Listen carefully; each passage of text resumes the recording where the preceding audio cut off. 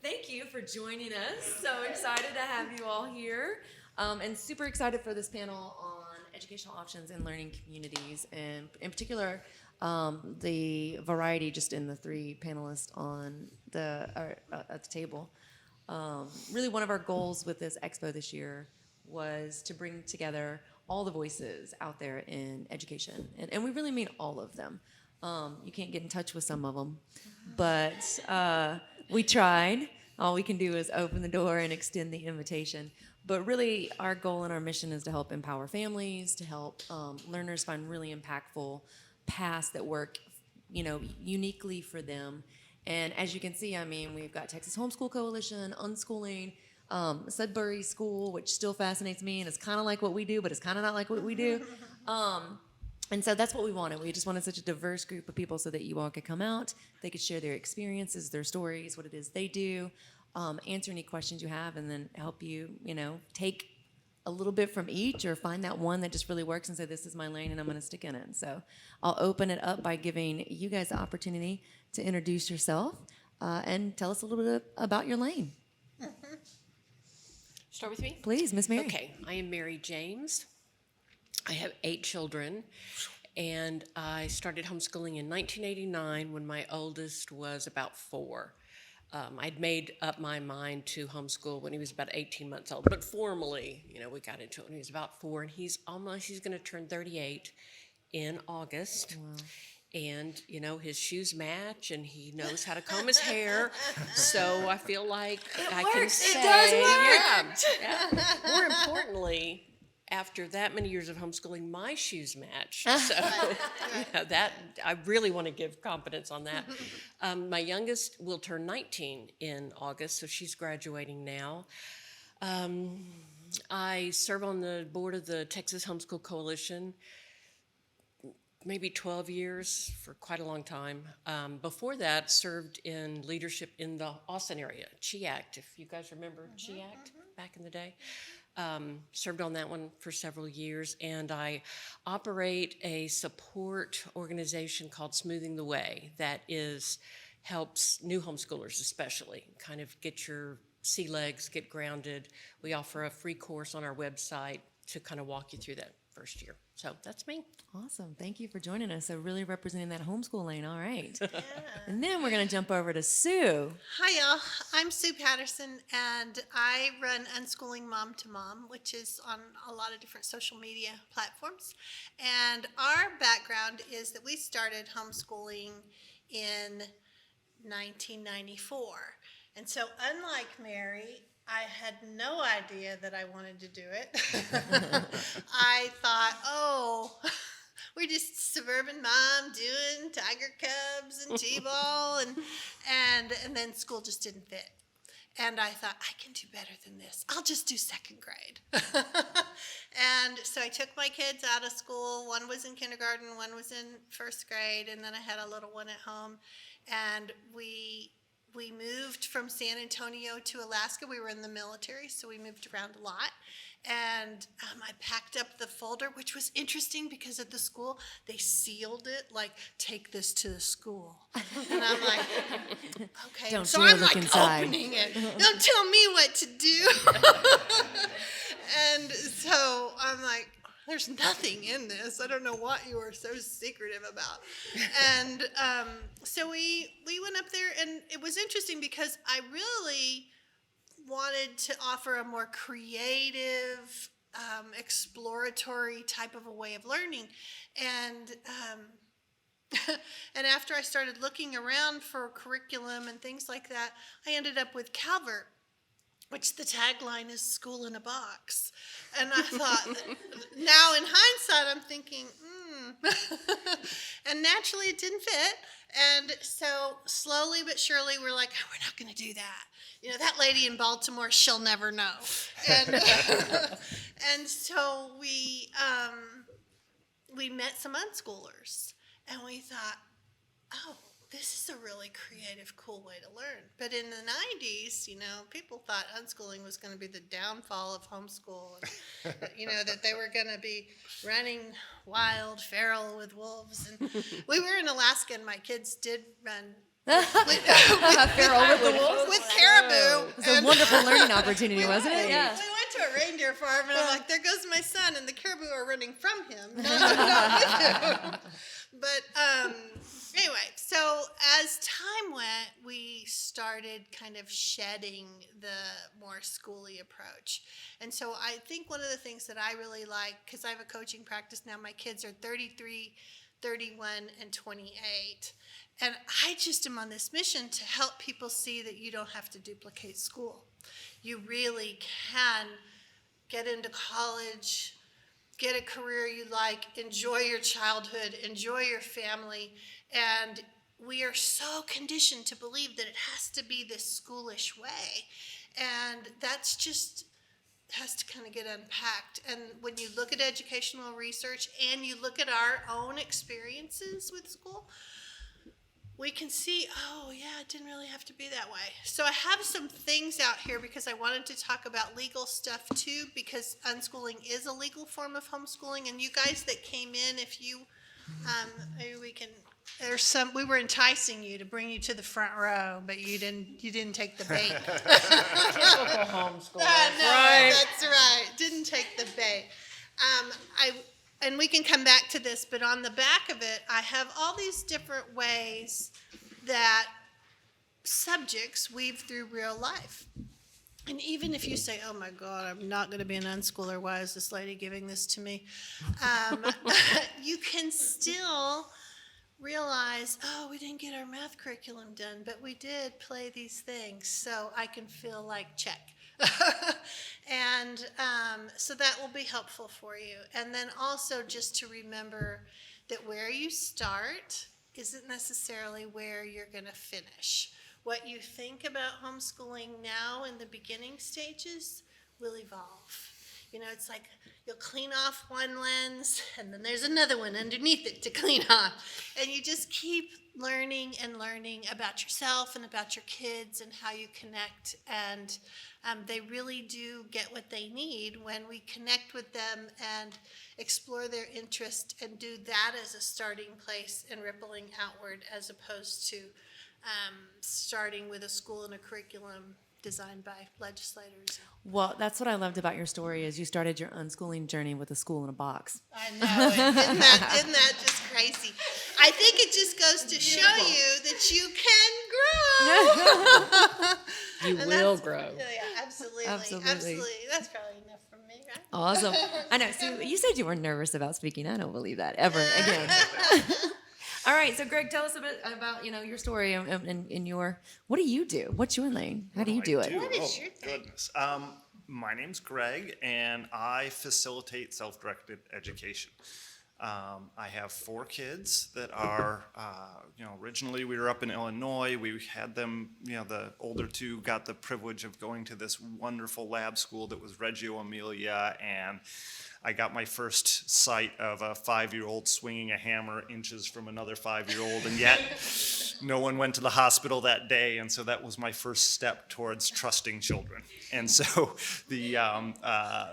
my twin brother said to me at one point, if I could just take you and your wife Carrie back about 8 years ago, there might be a break in the time-space continuum, because who you said you were and what your parenting was going to be then isn't even in the same universe as to where you are now, right? Yeah. But we had wonderful kids who were, excited about learning very different things in very different ways. My oldest one was into trains and creating these incredibly complex connected systems.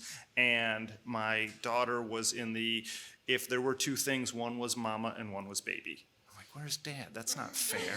But, that's fine. Salt and pepper shaker. We just had to figure out which one was mom, and then everything could happen, right? So just their brains just started in completely different places and then went different places. So we transitioned to Austin for my work, and when we got here, I was staying in an apartment across the street from Clearview Sudbury School, which we'd never heard of Sudbury. And we were just looking for something that wasn't regular school, because we had seen my son in regular school, and we had committed ourselves to our semi-monthly visit with the principal to explain why he understood the rules better than the school did and would use them against the administration, and it made them crazy. So we knew we needed to find something that would work with his gift in terms of process and procedure management. So we heard about this crazy school called Clearview. I was lucky enough to be in town when Peter Gray came and did a talk there, and I was just like, I was just eating it up. It was just amazing, like control group studies and just that whole description of what play is supposed to be, right? And I was like, this is the school I should have gone to. Well, my family was very against the whole notion of moving to Texas. They were doing everything they could to fight it, and I'm like, just spend one trial week at this school. And by the end of that week, my son was like, send for my things, I'll wait here. That was 2013, we're still there. We've survived barely, it's like the Monty Python skit, thinking of going for a walk. But, we're alive, we're rebuilding, and the key distinction I think I didn't understand when I first got into Clearview is I had friends that were unschoolers, and that didn't make a lot of sense to me, but they were really smart people, so I held space for that not being the craziest thing I'd ever heard of. And so when I first heard of Clearview, I was like, oh, well, this is just unschooling at a school. Brilliant, right? And so there's actually a bunch of debate within the Sudbury world about whether or not that's an appropriate, interpretation, because one of the founders of the original school is like, no, unschoolers have nothing to do with, we keep them away, they're scary. And so We're so scared. the way I came to understand the distinction between each of these is just in the parent's perspective of who and how our culture, our values get imparted into our kids.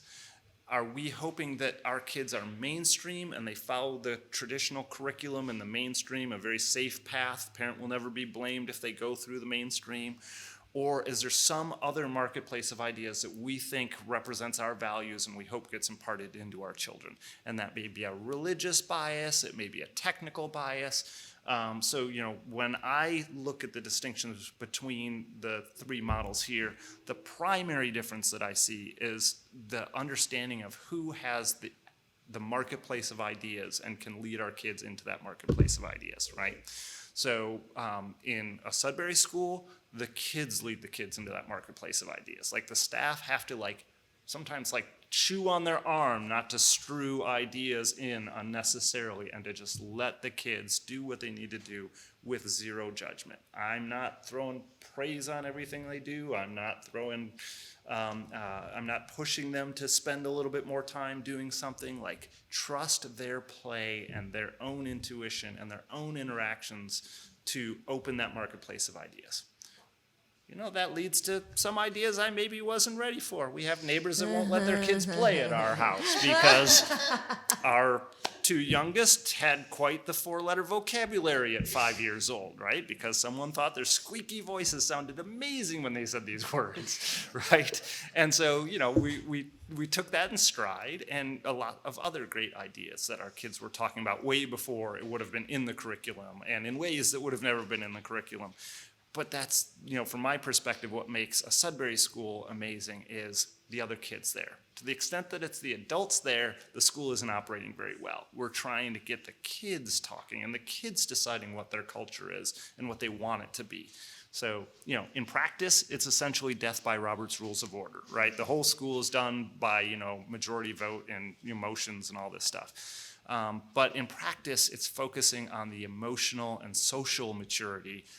And if they're interested in academics, that's great. They can hire folks to come in and teach them anything they're curious about, right? That they have full control over the school, including hiring and firing staff, running all the accounting. They can vote themselves money to buy computers or hire a choir instructor, whatever they choose to do with those funds. And the staff is there just to help them implement that.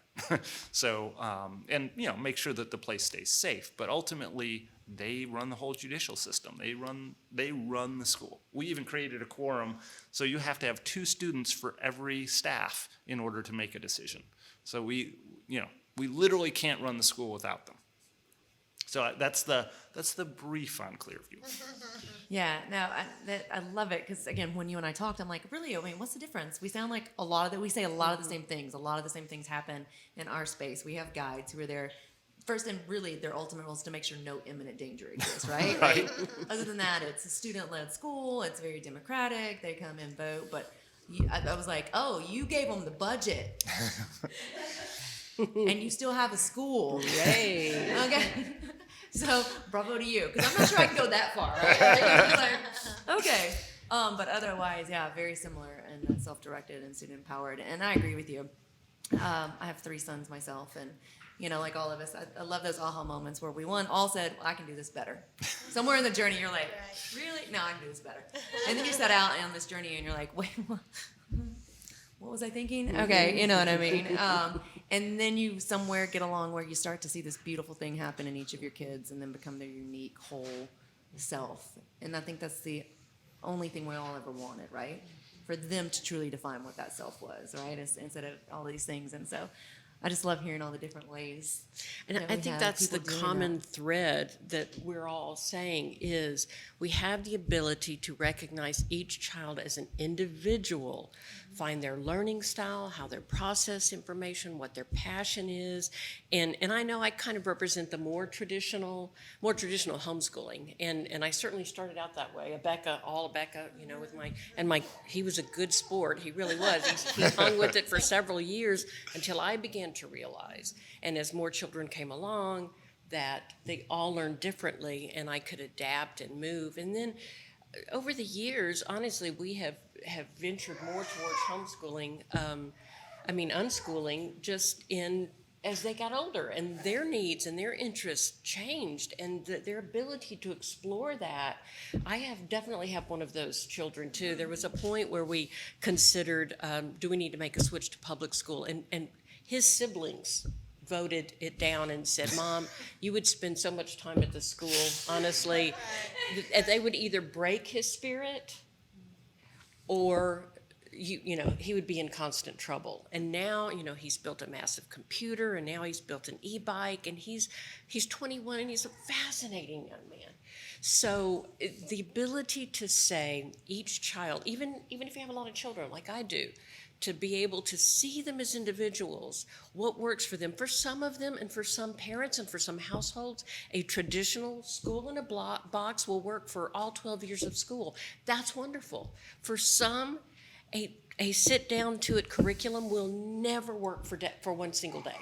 And that's beautiful too, and especially in Texas, the freedom that we have to educate the way we choose it's wonderful. So, I agree with you. Texas is a wonderful state when it comes to our freedoms and our ability to kind of really find what works best for our children, and let's hope it stays that way with all the crazy going on. But, again, you sit here, and if you come to these and you talk to people, no matter what lane we're in, right, or how we've done it, every time you hear them say, now my kid has done this, and this is amazing, and so many success stories. But I don't know about you guys, because when we're interviewing candidates, I still get this question. Well, does it really work? And you're just like, so why do you think that it is still so difficult or challenging, or still even such a prominent thought that if we break out of this one lane, that it can't possibly work, there's never been any kind of success? Like, literally my answer to that now has become, you do realize that most of us educate in a way that have been around for thousands of years. That's the newest failed experiment that you're looking at, that you're coming from. So yes, it works. So I don't know, why do you think in Texas and just in general that question is still so prominent, and why there's so much hesitation and resistance? I think from it's parents? still just a paradigm shift for us as parents, and most of us were educated in a public school or a classroom situation, and so it's just a little scary. Yeah, I think it's fear. I think that people are used to familiar, and familiar may not really be the most efficient, or even the best, or even backed by research. Amen. And I think that there is a lot of conditioning that happens in school about stay in your lane, or don't deviate, or scary things happen to those who don't conform, because they do in school. You get humiliated, or you get all kinds Graded. of things graded, whether you have the teacher's approval or not. And so that kind of conditioning stays with us. Well, if I could also jump in, I'll first paraphrase what I learned from Peter Gray, which is essentially there's this idea of defensive parenting, right? If I follow the mainstream and do what they tell me to do, and my kid has a life of crime, I as a parent am free of guilt because I did what I was supposed to do, right? But as soon as I step 1 inch out of that lane, if anything goes wrong, if they have a rough year, it's my fault as a parent, right? And so the first thing anyone has to do in order to accept the idea that the mainstream isn't necessarily for everyone is be willing to take the risk that they will be blamed for anything that Right. goes wrong Right. in that child's life. Good And it's really point. hard to do as a parent, especially if you're in an economically challenged situation or there's some other thing you've got, we had in-laws who were threatening to call Child Protective Services on us, right? Because they really felt this was going to be damaging to the kids. And so, as soon as you get into that adversarial conversation with someone who really believes in mainstream, it can be really hard to step out. And there's not always, Austin's amazing because there's so many opportunities and there's such a group of supporters out there that you can find a tribe that will help you get through those challenges. But most of the country, you take 2 steps out that door and you're in Alaska, sorry. That's actually very free. Right, but you're just But yeah, so I far get it. away, all of a sudden Yeah, you're alone in the wilderness. I think it's interesting hearing you talk about that, like where if you step out of this lane or if you do this, then I'm somehow to be at fault as a parent, right? Right. Because the other thing that's very difficult is for parents too to look at that child as an individual who is solely and capable of being accountable to it. Now, all I can do is give you these tools. What you do with them, regardless of the age, it's still you, and you have to own it. And that's hard too as a parent out of all great love, right? Where it's like, oh, I want to save you, but I can't. You know what I mean? And also, can I be strong enough to realize that you are you, and that may not look like me, right? And I think that can be a very challenging thing for parents when you have this beautiful thing you love so much, and you're like, but why aren't you And just we have like me? stories in our head Yeah. from our childhood of like, I don't want him to have this happen to him or this happen to him or end up in the basement for the rest of all those things. And it's like the philosophy of an adventure playground, right? Is this a hazard or is this a risk? And can I allow them to take risk and avoid hazards? Not necessarily miss them all, but avoid stepping on the rusty nail. Maybe I'll help with that, right? And so that to me is the whole notion here that we're trying to figure out is like, at what point are they taking risk? And we need to let them fail, even if that means they have a bad year and maybe have to take a ride with the police officer and go through that process. That Who doesn't mean hasn't? we've failed. No?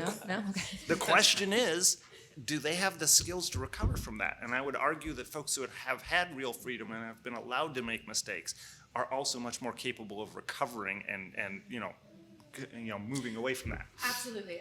I remember having a conversation once, and a parent said to me, I just want to protect my child from making the same mistakes I did. And I said, oh, that is so sweet. But aren't you here today a product ever much of your mistakes as you ever your successes? And if you rob your children of their mistakes, what are you robbing them from becoming? But again, it's that beautiful intent with deep love Sure. that interferes. And chances are they won't make your mistakes. Oh, They'll no, they're make going to their make own. solely, They're whole- gonna, yeah. exactly. All My the ones mistakes that don't you even did. exist anymore. I There's a know, whole new world of exactly. mistakes. Well, that's right? because we grew up in a Mainstream time now. where there wasn't social media. Yeah. I'm like, Thank you can't even do goodness. this stuff. Thank God that that's not No around. proof. You No never will proof. know. If you I weren't think there, also to- you don't know. To think about whether your fears are rational or not, because sometimes we have fears in our head, and if you stop and think, is that really true? Could that really? Won't we have some things that happen before it gets to this disaster? Probably. And so you have to kind of slow it down. We get so scared so fast because we love our kids so much, and we're afraid we're going to ruin their chances for stuff. There's a whole lifetime. Well, and I think the capstone to the question is, we look at education through a very distorted lens because the only statistics we have today are the statistics of children in school by people who believe in that mainstream school process. We have no basis of comparison with more natural styles of learning and play, right? So we can't speak to a lot of the numbers and statistics that get thrown about who's more successful if they get a college degree or don't. Even the notion of what success is completely perverted by the mainstream system of what your life should become, which is effectively a great taxpayer. Right? That's what the school's there for. Let's build some great taxpayers through sales taxes and income taxes and any other form of tax we can get you to pay. That's really what our government wants out of us, and they've built systems that optimize for that, right? A good factory worker. Yeah. Well, for the sake of time, I'm clearly you can see we'll sit up here and talk all day long and just tell stories. So, Questions, right? and we will, right? But I just wanted to. I mean, we have some people out here. You guys are here. Do you have questions, thoughts, stories you want to share? Anything. That's what we're here for. You guys. Don't be afraid. Just throw it out there. You know, I thought that we were talking about legal stuff. We're talking about whatever they And want so to talk just about. Go for it. While we're waiting for you to think, okay, what do I want to ask? Know that in Texas, we had something called the Lieber decision back in the 80s, and it ended up making homeschooling legal in our state, not as homeschooling itself, but as a private school, which is a really safe place to be, because that is a big, strong umbrella of protection against the public school machine. And so we don't really want to switch that up or anything. And so one of the things on the back of this sheet that I gave you, there are 5 different areas that Lieber decision talked about that families need to be sure they cover, right? So it was written in the 80s, the law. The internet wasn't even doing its thing yet. So it's slightly, up to interpretation. So when you hear, oh, but I don't know if playing these apps can be really math. Well, they really can.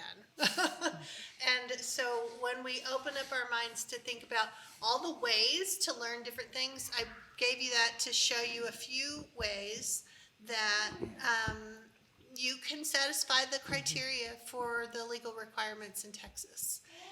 And You can definitely be creative with that. Yeah. The law does say, and she's hit all the reading, spelling, math, grammar, good citizenship, and the law says in some type of visual, a bona fide manner and visual. Well, if you're, if it's there, if it's written, if it's alive, if it's moving, I always wondered, what about blind people? well, But you know me, that's but they're just seeing with their hands, no? They have their braille. Are you Unschoolers. subject to interpretation? Well, and that's the And thing that's the is point, nice. right? We can really be flexible. One of my sons did a weekly sidewalk Sunday school thing, and he started off by doing the background and setting up and the lighting and the sounds, and then he became characters and he acted. So he got a So fine arts much credit learning. for that. Absolutely. Yeah, Absolutely. the kid who built his computer, computer science, mega, And math and reading and Yes, all kinds all- of other right, things exactly. too. So when you start to think about all the different ways that those 5 subjects weave in, then you're legal. And I think one of the times that we most freak out at that is high school transcripts. The idea, okay, we've been fine and we've played and we've learned, but now we're in high school and we have to document everything. And I'm telling you, you can still be so flexible as you apply those credits.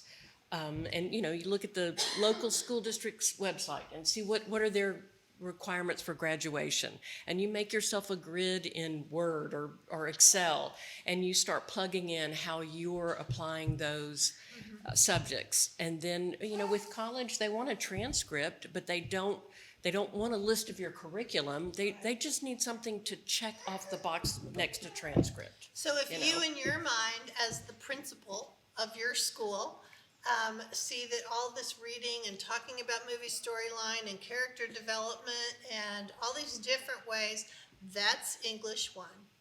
You don't have to call it, well, and then we watched, you don't have to do all Well, Right. and I love this, and especially because Sean's here from ACC, right? So he's going to be on a panel a little bit later for teens and tweens, and And one of the reasons why we wanted that was to come in and have these questions answered, from the college, because there is a lot of fear in parents in that too. And there's so many entry points, and also it depends on how you're trying to enter college and what your ultimate goals are, and when you enter college. Like, there's so many factors, and it's so much more than just this high school transcript, right?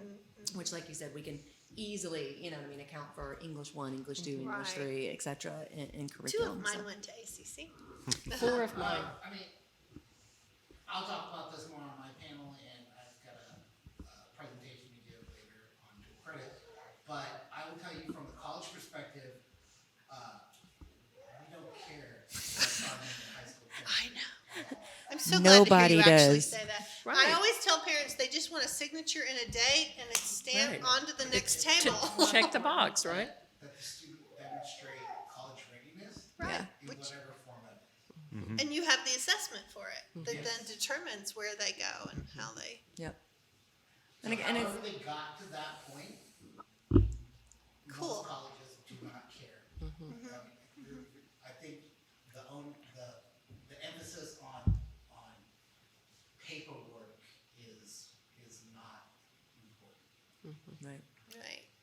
And if it Thank you. is, it's probably the wrong place for our learner, right? Mine is not going to succeed if paperwork is and procedure is the thing. They might change the school and rewrite its procedures. After it gets all over. Yeah, if they let them in. Ooh. Yeah. So, question for you, if I may. Sure. I remember growing up and being told that, to get into a good college, you're really going to have to diversify and show that you're on the chess club and you're volunteering and you're getting good grades and you're active with this and you're active with that. Is that something that you perceive to be still legitimate, or when you talk about being college prepared, is it maybe one person didn't do a lot within that realm, however they focused strongly on 1 or 2 or 3 things, excelled at that, which one? Yeah, let me be clear, when I say college preparedness, college readiness, specifically, we're talking about English reading and writing, okay? Okay. So, if your student can demonstrate, generally through the TSI, but there are other ways as well, that's what they're looking for. So, and I'm speaking from a community college perspective, where we accept everyone, we're not looking at extracurriculars, right? However, if you're talking about going to a 4-year college where there's other criteria that they're looking for, yes, it's still gonna be that well-rounded education that they're looking for, not necessarily, again, going back to degrees and transcripts. And then I'll just tout that, from a community college perspective, transferring students who already have college credit, doing dual credit while you're still in high school age, doing homeschool and doing dual credit, then they graduate high school with your homeschool degree, a diploma, and an ACC transcript as well. So you go from there, they go to and transfer into a 4-year college much more easily. Because you're transferring as a college student Right. into another Right. college. You've already Yeah. proven yourself. It's like That's doing, what mine you know, did. Much Yeah. easier. Yeah, getting your associates at, And you don't have to take the SAT or the ACT. Right. Yeah. So, Kinda nice. but again, it's interesting, and so yeah, we were all told a bunch of things that just weren't true. That's why we're all here today. Right. We're like, oh, that's not really it. Yes, there are some things, and I think that's the most important message. Like when you're looking at, finding the path for your learner, find what works best for them, and realize the entry point is the same to everything in life. What is required to walk through that door? Now I go and do the work to get there. And I can do it at any time. I can start at any point. I have the tools if I'm willing to do the work. It doesn't matter what the requirement is. I just have to take the time to figure out. And maturity is a thing. And then I'm ready for it. Absolutely. And so waiting until the kid wants to do something Right. specific, and then, okay, now you might have to, like I had one who only did acting, one theater production, voice, dance, all that stuff. And so when she took the ACC assessment test, she bombed. She was freaked out about the test. She had written fan fiction. She had had this fully engaged life, but she didn't test well. And she then took, and I don't know what your terminology is for it, but what I considered remedial or developmental classes based upon her score. So at first she got the score and she's like, oh no, this is horrible. And so we go back and we talk to the counselor and she says, you don't have to retest. You can just Right. take where you landed. Yeah, you're gonna start where you need to start, where you're at. Exactly. Yeah, She and you says, go Mom, from I traded 3 semesters of ACC for an entire 12 years of school. So she had completely unschooled and then had 1 semester of reading, 2 semesters of writing, and then 3 semesters of math. She goes, nobody asked me about the quadratic equation, and now I know. And So- they never will again. I know. And my son then transferred, did exactly that, took the classes and then got his 15 credits, I think is what it is, to transfer, and didn't have to take the SAT or Well, ACT. and what does well-rounded mean, right? I mean, to me, well-rounded is an ability to deal with the world with an appreciation of everyone else's strengths, right? And that ability to stand knowing where you are and are not when you're talking to someone else who has different skills and different abilities, whether it's a professor you hope to work with one day or another student, right? So as an employer, my challenge is finding folks who can deal with ambiguity and finding folks who are comfortable standing up and talking with someone 10 or 20 years older than them and saying, well, I understand this how it's worked for you, but now it works this way for me, and we've got to find a middle ground. In a college or in an employment scenario, people who have that self-confidence that they can actually negotiate and converse with folks in the whole spectrum they're going to be working with are the folks they want. Right? And how they find them might be through looking for well-rounded curriculum, or it might be through an actual interview process. But we're looking for people who are ready to take the next step and are going to be successful in our environments. And so that's, when I hear that whole well-rounded, what's the underlying ask? And if they're just superficially looking for that, because that's how the HR folks are going to weed people in or out, okay, that'll happen in places. But the places that I want to work and my kids want to work are going to be the places that are looking for folks. And, one of the reasons why I went back to the Sudbury School is because, random students, one of them asked me, I was just a stranger on campus for this special event, and they said, oh, so what do you do? And I said, oh, well, I'm CEO of this company, and no, but what do you do? And I said, oh, well, we make computers for researchers and, run them for them. And he's like, but what do you actually do with your time? And I said, oh, I route emails, right? I'm constantly just coordinating conversations between different people to make sure that everyone has what they need to move forward. He's like, oh, okay. But I couldn't imagine when I was 18, any of my friends investigating in that very polite, but he knew exactly the level he wanted to get to in that conversation. And my hand-wavy thing, most kids would have just been like, oh, yeah, okay, he's a CEO. That's all I need to know. But this kid wanted to know, how do you spend your time? Do I want to spend my time doing the things you do, right? And so that, to me, is someone who's going to be successful, right? They have that confidence to ask the questions that will lead them where they want to go. They're not afraid to ask that follow-up question because it might be, a little awkward to ask a second or third follow-up. I will add that on a 4-year university, if you were going to go straight there instead of the community college, the clients that I've worked with, having a lot of experience in the areas that they enjoy are more important than chess club, unless they love chess, Right.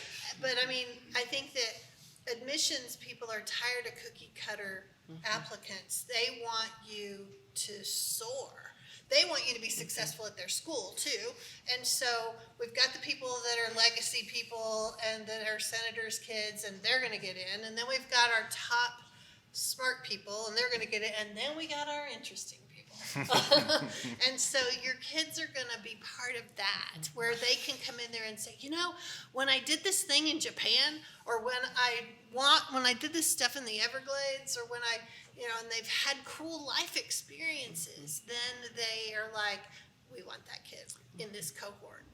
And it's colleges and universities appreciate and often actively recruit homeschool students because they have developed the independent study skills, the time management. They don't have to spend the first year, helping them learn how to get to class on time and how much of the week needs to be spent on study, because they've, my kids, by the time they're upper middle school, they're doing 80 to 90% of the work on their own with their own, time management.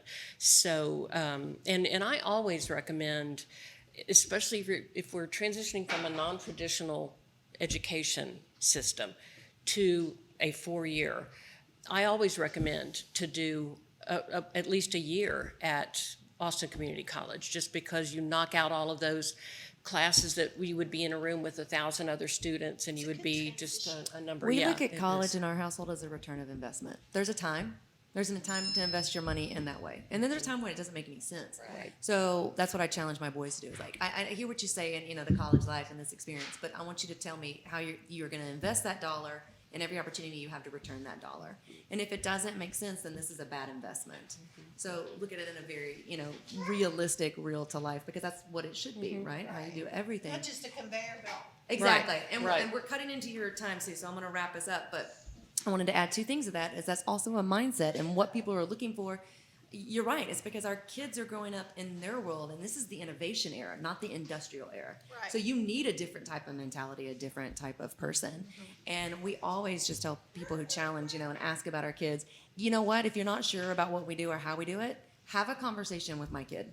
Then come and talk to me, because like you said, they'll impress you with just at not even 18, 15, 12, 11, how utterly confident they are and able to hold a conversation with a 40-year-old. And we're about to break out, but you have a question and I can't not let you ask it. What's up? Well, less a question, more I wanted to say something. Well, please. I just wanted to kind of like go back a little bit, like learning and play. It's like, I learned how to read to play because I played with my friends and I'd ask what things would say, and they tell me, and eventually the patterns just kind of clicked. Just add it up, right? It made sense. You got it when you were ready. That's we awesome. learned like that before we went to school, Right. and we learned like that as adults, and only in the school Right. time Only this frame one section do of we life, do so like that none of kind that makes sense. regimented Let's not do it the right way or the logical way or the way we do it naturally. Do it Right. like this. Thanks Like- for sharing that. Yeah. Thank you so much for sharing that. And thank you guys for taking the time and sharing with us. I hope you guys enjoyed the panel and got a lot of information.